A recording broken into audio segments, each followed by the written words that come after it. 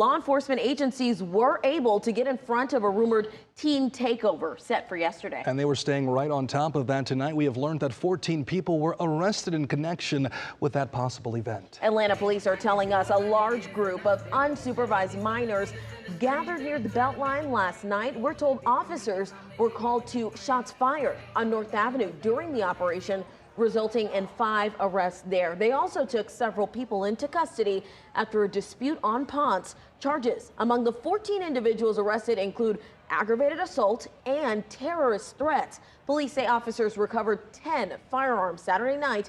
One parent was charged with a curfew violation.